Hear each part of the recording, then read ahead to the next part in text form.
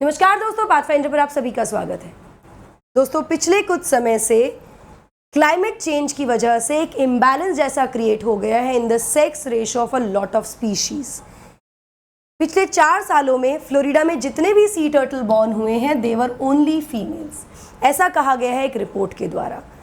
Reason है climate change. तो climate change अब ना केवल हमारे पर्यावरण को प्रभावित कर रहा है, जिसमें कि पोलर आइस का मेल्ट होना हो, या फिर जो हीट वेव यूरोप में देखने को मिल रही है वो हो, या कहें तो अनटाइमली फ्लड जो गल्फ में आ रहे हैं, जो मॉनसून का पैटर्न बदल रहा है, एंड ऑल दीज थिंग्स, सबका एक मेजर रीज़न है क्लाइमेट चेंज या ग्लोबल वार्मिंग।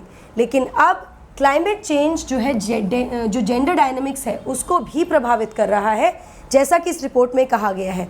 रीज़न क्या हो सकता है? रीज़न कहा गया है कि जो रिसेंट हीट वेव्स हैं उसकी वजह से जो बीच पर सैंड होती है वो अब गर्म होने लगी है, उसका टेम्परेचर बढ़ने लगा है, जिसकी वजह से जो जेंडर है न्यूबॉर्न का वो प्रभावित होने लगा है, specially in case of sea turtles. How या why these newborn sea turtles are predominantly female, अधिकतर फीमेल क्यों है? देखिए, जो जेंडर होता है सी टर्टल का वो डिपेंडेंट होता है उसके इंक्यूबेशन टेम्परेचर पर।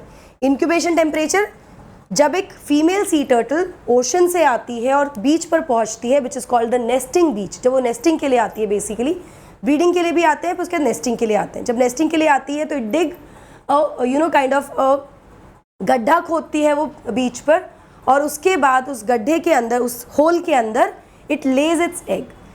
इन जनरल एक नॉर्मल एवरेज लगभग 50 से 100 एग्स ले किए जाते हैं बाय सिंगल सी टर्टल एक टाइम पर। उसके बाद उनको छोड़ दिया जाता है इंक्यूबेट होने के लिए for another 60 days. That is the incubation period. और वो जो सैंड का टेम्परेचर है, the warm temperature of the sand, that helps in determining the sex of the turtle. ठीक है, तो ऐसा कहा गया है इसके according to National Oceanographic Atmospheric Administration, NOAA के द्वारा ऐसा बताया गया है। अगर ठंडा टेम्परेचर होगा तो ज़्यादा मेल्स प्रोड्यूस होने के चांसेस हैं in sea turtles then females. Temperature बढ़ेगा तो it will be the females. जो टेम्परेचर जिसमें जो रेशो है, एक परफेक्ट रेशो, यानी कि आधे मेल और आधे female turtles will be born, उसको कहा जाता है पाइवटल या पिविटल टेम्परेचर। ठीक है, जहाँ पर दोनों जेंडर्स या दोनों सेक्स के बर्थ के इक्वल चांसेस होते हैं, बेसिकली हम ये कह सकते हैं। अब जो टर्टल के जो एग हैं वो इंक्यूबेट अगर हो रहे हैं 27 डिग्री से नीचे, 27 डिग्री से कम टेम्परेचर पे, 27.7 डिग्री से, तो जो टर्टल हैचलिंग्स होंगी वो मेल होंगी। लेकिन अगर ये इंक्यूबेट हो रहे हैं 31 डिग्री सेल्सियस से ऊपर तो वो फीमेल्स होंगी। यानी कि जो सैंड का टेम्परेचर है अगर 27 साढ़े 27 डिग्री से कम है तो चांसेस है कि हैचलिंग्स विल बी मेल। अगर वो 31 से ज़्यादा है तो चांसेस है कि वो फीमेल टर्टल होंगे। लेकिन पिछले 4 जो समर्स रहे हैं फ्लोरिडा की, अगर मैं बात करूँ स्पेसिफिकली, तो they have been the hottest summers, जिसकी वजह से सिर्फ female sea turtles were born in the past 4 years in that area. Global warming और जो रैपिड चेंजिंग नेचुरल इकोसिस्टम है, ये बहुत सारे स्पीशीज़ के लिए बहुत ज़्यादा टफ हो गया है अडेप्ट करना। हम सभी जानते हैं since the very beginning there has always been changes in the environment, लेकिन अब जो एंथ्रोपोजेनिक रीजंस की वजह से ग्लोबल वार्मिंग हो रही है या जो एनवायरनमेंट चेंज हो रहा है, उसके साथ अडेप्ट करना बहुत स्पीशीज़ के लिए बहुत मुश्किल होता जा रहा है, जिसकी वजह से a lot of species in the past have also extinct, क्योंकि वो मैनेज नहीं कर पाए, कोप नहीं कर पाए, अडेप्ट नहीं कर पाए with the changing environment, right. अब ये समस्या कुछ और स्पीशीज़ के साथ भी खड़ी हो सकती है। क्या है पूरी चीज़, इसके बारे में डिस्कस करेंगे। उससे पहले आप मुझे फॉलो कर सकते हैं पाथफाइंडर के टेलीग्राम चैनल पर, अनअकैडमी ऐप पर भी आप मुझे फॉलो कर सकते हैं मेरी स्पेशल क्लास और प्लस कोर्सेज के लिए। एनरोल करने के लिए आपको सिर्फ मेरा कोड यूज़ करना है NDLive10। अनअकैडमी एक्सेलरेट आज आखिरी दिन है, रात 12 बजे तक आप जाकर अवेल कर सकते हैं 43% तक डिस्काउंट, साथ में 12 महीने तक का एक्सटेंशन अपने सब्सक्रिप्शन पर। एनरोल करने के लिए आपको सिर्फ मेरा कोड यूज़ करना है NDLive10। Unacademy UPSC CSE notes 2.0, अगर आप सैम्पल नोट्स डाउनलोड करना चाहते हैं तो लिंक डिस्क्रिप्शन बॉक्स में गिवन है, आप डाउनलोड कर सकते हैं।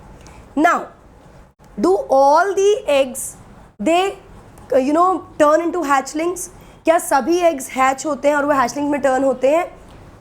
टू बी और not to be, most eggs don't even hatch, अधिकतर एग्स तो हैच ही नहीं होते हैं। जो सी टर्टल है दे lay eggs on Sandy beaches, लेकिन बहुत सारे कभी भी हैच नहीं हो पाते। इसके पीछे बहुत सारे रीजंस हो सकते हैं, जैसे कि उस होल में जहाँ पर उनको जो डिग किया है सी टर्टल ने टू ले हर एग्स, वहाँ पे they might be killed by microbes, बहुत सारे माइक्रोब्स होंगे उनके द्वारा दे कैन बी किल्ड। जो इंक्यूबेटिंग क्रीचर है they can be dug up by wild dogs, wild dogs उन्हें मार सकते हैं, या फिर अगर कोई और सी टर्टल्स वहाँ आ जाते हैं तो वो नेस्टिंग के लिए उस जगह को खोद सकते हैं, तो उससे एक्सपोज होंगे, दे विल बी किल्ड।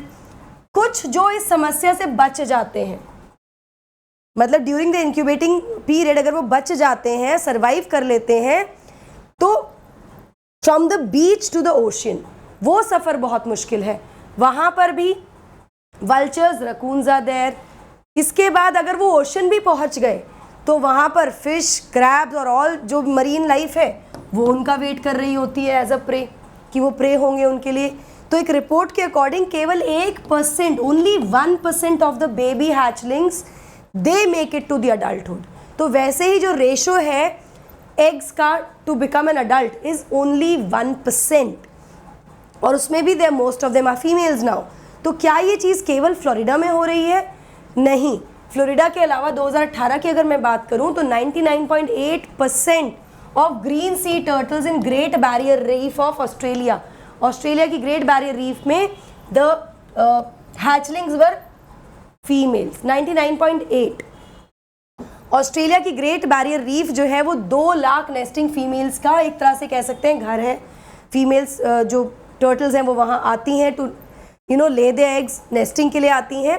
लेकिन 1990 के बाद से जो पिविटल टेम्परेचर है वो कॉन्स्टेंटली बढ़ता जा रहा है, यानी कि जो रेशो है वो डिस्टर्ब हो गया है, जिसकी वजह से अधिकतर फीमेल बर्ड्स देखे जा रहे हैं। इसके अलावा जो ग्रीन सी टर्टल्स हैं आउटसाइड सैन डिएगो, वहाँ पर भी जो फीमेल पॉपुलेशन थी वो 65% थी, now it has increase to 78%। Simple, the reason is nesting sands becoming warmer, जो नेस्टिंग सैंड है वहाँ पे वो भी गर्म हो रही है। इसके अलावा वेस्ट अफ्रीका में भी ऐसे ही ट्रेंड्स देखे जा रहे हैं। तो it is across the globe. अगर मैं सी टर्टल की बात करूँ या टर्टल स्पीशीज़ की बात करूँ, लॉगरहेड्स भी कहा जाता है जिनको, they are one kind of a species which are found in almost all the oceans, almost all the oceans. So in the comment section tell me what are the areas in which these sea turtles are found, और कौन से ocean है जहाँ वो नहीं मिलते हैं। Comment section में ज़रूर बताइएगा मुझे। अधिकतर जगह पाए जाते हैं। So according to various researches ये कहा जा रहा है कि भाई देखिए सिंपल है, अगर मेल टू फीमेल जो रेशो है वो डिस्टर्ब होगा तो कहीं ना कहीं आने वाले समय में जो टर्टल पॉपुलेशन है वो definitely it will come down. ये खतरा है बिल्कुल।